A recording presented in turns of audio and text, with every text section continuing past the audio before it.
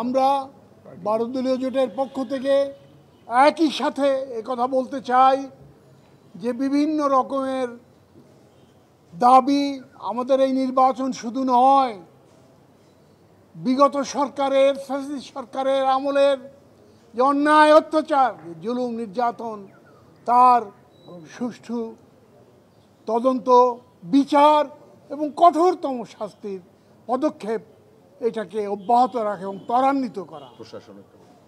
প্রশাসন যন্ত্রের ক্ষেত্রে আজও আমরা লক্ষ্য করি অতীত সরকারের প্রেতাত্মারা এখনো সদম্ভে বিরাজমান, তাদের নতুন নতুন পদায়ন হচ্ছে, অধিকতর ক্ষমতাবান করা হচ্ছে।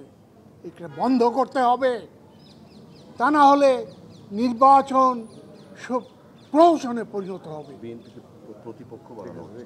এবং আজকে বিএনপিকে সেই সঙ্গে আরও যারা আমরা একসাথে লড়াই করেছি তাদেরকে পাল্টা প্রতিপক্ষ হিসাবে চিহ্নিত করে তাদের বিরুদ্ধে নানা রকমের পদক্ষেপ গ্রহণ করা হচ্ছে।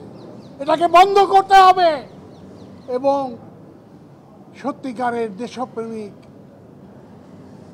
যোগ্য ব্যক্তিদেরকে, ফ্যাসিবাদ বিরোধী যে সমস্ত শক্তি, তাদেরকে উপযুক্ত মর্যাদায় এবং স্থানে শক্তিশালী করার জন্য যা যা পদক্ষেপ এটা গ্রহণ করতে হবে। প্রিয় বন্ধুগণ, আপনাদের সকলকে আমরা ধন্যবাদ জানাচ্ছি। আমরা আমাদের এই বক্তব্যগুলি নিয়ে আগামীতে দেশবাসীর কাছে আরও আসব, আরও বক্তব্য বলবো এবং তাদেরকে এই আসু নির্বাচনের দাবিতে, ফ্যাসিবাদ বিরোধী আন্দোলনে আমরা যারা অতীতে ছিলাম, এখনও আছি, তাদেরকে আবার একত্র হয়ে মাঠে নামতে হবে। এটাই আমাদের বক্তব্য।